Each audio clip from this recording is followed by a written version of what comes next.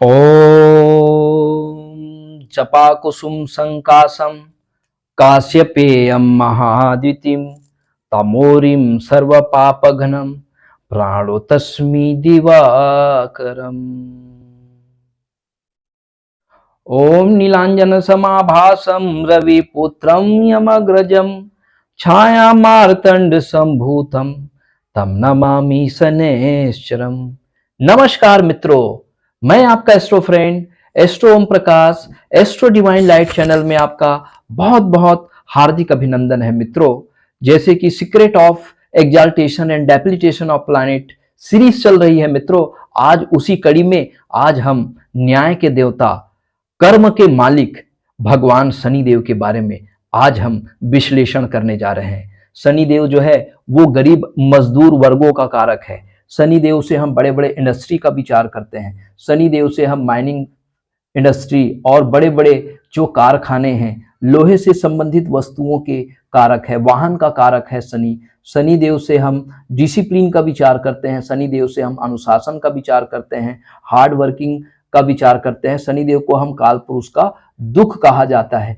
शनिदेव बहुत ही तिरस्कृत है, उनके पिता के द्वारा इनका तिरस्कार किया गया है। शनिदेव न्याय के स्वामी हैं, वो न्याय के मामले में अपने पिता जी को भी उन्होंने क्या है, दंड दिया है। तो शनि के जो दंडा विधान है उसमें सभी प्राणियों के लिए एक समान न्याय व्यवस्था है, इसलिए शनिदेव को दंडाधिकारी भी कहते हैं। आइए मित्रों, एक बार पुनः बहुत बहुत हार्दिक अभिनंदन।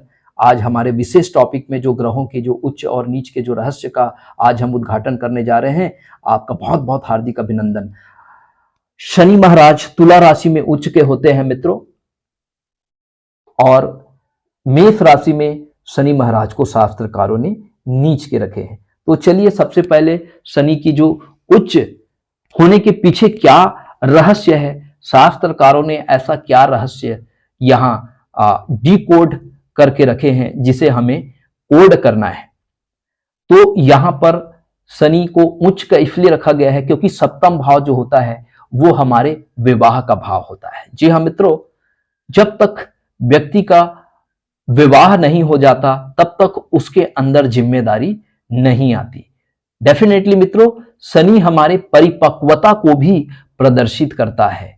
जी हाँ, हमारा जैसे ही विवाह होता है शनि हमारे अंदर उस परिपक्वता को क्या करता है, प्रदान कर देता है। हमारी बुद्धि बढ़ जाती है, हमारी साधना बढ़ जाती है और पहले से ज्यादा हम परिश्रम करने लग जाते हैं। क्यों परिश्रम करेंगे? क्योंकि हमको अपने कुटुंब परिवार का पालन पोषण करना है। हमारा कर्म क्या है, बढ़ जाएगा। हमारा कार्य क्षेत्र क्या हो जाएगा, बढ़ जाएगा। और कार्य क्षेत्र बढ़ेगा तभी तो हम अपने परिवार का पालन पोषण कर पाने में समर्थ रहेंगे, हम अपना पूंजी बना पाएंगे, हम अपना बैंक बैलेंस बना पाएंगे।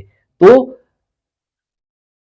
विवाह ही सबसे बड़ी साधना है, क्योंकि विवाह के बाद ही हमारे अंदर सभी जिम्मेवारी आती है। हम जीवन में सभी कटु अनुभव जो है हम प्राप्त करते हैं, क्योंकि हम स्ट्रगल करते हैं, क्योंकि शनि महाराज को यहां पर कारक माना गया है। अब ये तो हो गया मटेरियल जो हमारा ग्रोथ है, हम जो भौतिक जो उन्नति करते हैं, और ये आध्यात्मिक उन्नति का भी कारक होता है, क्योंकि ये जो सप्तम भाव होता है वो हमारे साधना का भाव होता है। ठीक है, क्योंकि शनि को हम वायु तत्व कहते हैं, ये वायु वर्ग होता है। हम क्या करते हैं, हम साधना करने के लिए, हम अपने सप्त चक्र को जागृत करने के लिए क्या करना पड़ता है, साधना करना पड़ता है। तो शनि तो है ही साधना, क्योंकि शनि है ही डिसिप्लिन, शनि है ही हार्ड वर्किंग। तो ये क्या करता है, जातक की जो वर्किंग है वो बढ़ जाता है। बहुत मेहनती होता है ऐसे जातक, बहुत अनुशासित होता है ऐसे जातक जो है वो क्या करता है, साधना करता है। और साधना में हम क्या करते हैं, प्राणायाम करते हैं, प्राणों का आयाम करते हैं।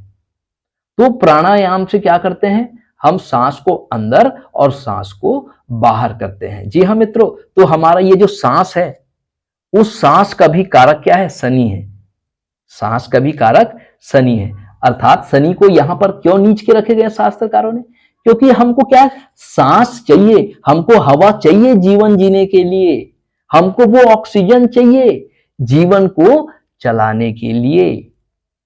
और इसी ऑक्सीजन का ही तो खेल है मित्रों।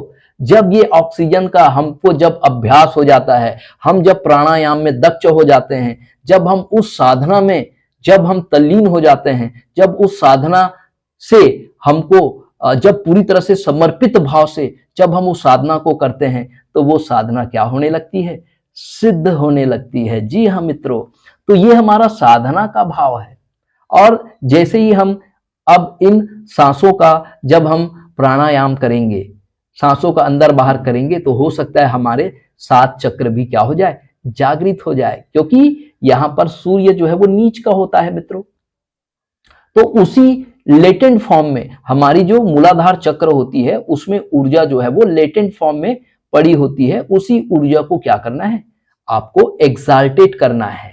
उसी सूर्य को, उसी ज्ञान को आपको क्या करना है? एक्साल्टेट करना है, उस ज्ञान को प्राप्त करना है। तो ज्ञान प्राप्त करने के लिए क्या चाहिए? साधना करना पड़ेगा। और साधना कैसे आता है? साधना आता है संघर्ष से। जब आपके जीवन में कोई विपत्ति आती है, जब आपके जीवन में कोई कष्ट आपको मिलते हैं, जब कोई जवाबदारी आती है, तभी आपको उस परमात्मा की शरण में आपको जाना पड़ता है। कोई बड़ा रोग होता है तो आप परमात्मा की शरण में जाते हैं, आप साधना करते हैं, और उस साधना करने के बाद वो परमात्मा की कृपा आपके ऊपर हो जाती है मित्रों। परमात्मा की कृपा से आशय है, आप उस साधना से, उस कठिन दुख से आप भावाविभोर हो जाते हैं। और उस भावाविभोर होकर जब आप साधना करते हैं, जब परमात्मा को आप याद करते हैं, तो आपका जो सोलर चक्र है, आपका जो सप्त चक्र है, वो जागृत होने लगता है। आपका ज्ञान जो है, आपकी जो ऊर्जा जो है, जो ईड़ा पिंगला और सुषुम्ना के बीच पड़ी होती है लेटेंट फॉर्म में, वो ऊर्जा जो है वो मूलाधार चक्र से सहस्त्रार चक्र तक वो ऊर्जा जो है वो लगातार गति प्रदान करती है। और जिस दिन मूलाधार चक्र का संबंध सहस्त्रार चक्र से हो जाता है, उस दिन व्यक्ति की साधना जो है वो क्या हो जाती है? कंप्लीट हो जाती है। व्यक्ति को नॉलेज मिल जाता है, व्यक्ति को ज्ञान मिल जाता है, व्यक्ति को आनंद का प्रकाश की अनुभूति होता है, और उस आनंद के प्रकाश को अनुभूत करके वो बावला हो जाता है। तो इस तरह से परमात्मा की भक्ति की जाती है मित्रों, और ये सहज भाव उसी परमात्मा की कृपा से हमारे अंदर पैदा होता है। तो इस कारण शनि देव को शास्त्रकारों ने यहां पर उच्च के रखे गए हैं, क्योंकि विवाह के बाद ही हमारे जीवन में जो असली संघर्ष है वो शुरू होता है। तो इसलिए पार्टनर के ही भाव में, विवाह के ही भाव में शनि को उच्च का रखा गया है। ससुराल का भी कारक शनि ही है, इसलिए ससुराल में लोग पहले से ही सोचते हैं कि मेरे को दुख ना मिले, या मेरी बेटी ससुराल में जाके कहीं उसको दुख ना मिले।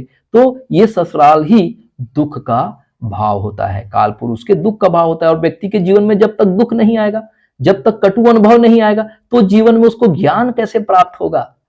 तो यही कटु अनुभव हमें वो ज्ञान प्रदान करते हैं। जैसे हमने बिजनेस में पैसा इन्वेस्ट किया, हमारा बिजनेस नहीं चला क्योंकि हमें अनुभव नहीं था, तो वो अनुभव कौन देता है? वो अनुभव ये शनि महाराज देते हैं, ताकि उस अनुभव से, उस ज्ञान से हम अपने कर्म को बहुत अच्छा कर सके। अगर हमने कोई गलत काम किया है, यदि हमसे कोई भूल चूक हुई है, तो फिर से हम उसको सुधार के अपने कर्म को अच्छा करें। तो शनिदेव यही चाहते हैं कि हम अपने कर्म को पूरी निष्ठा, ईमानदारी के साथ करें, अपने कर्तव्यों का पूरी निष्ठा और ईमानदारी के साथ निर्वहन करें, अनुशासन के साथ कठिन परिश्रम करते हुए उसको संपादित करें। तो निश्चित रूप से भगवत प्राप्ति जो है वो संभव होगा, निश्चित रूप से हम अपने लक्ष्य तक पहुंचने में कामयाब हो पाएंगे। तो इस तरह से शास्त्रकारों ने उच्च के और नीच के शनि का उन्होंने क्या किया?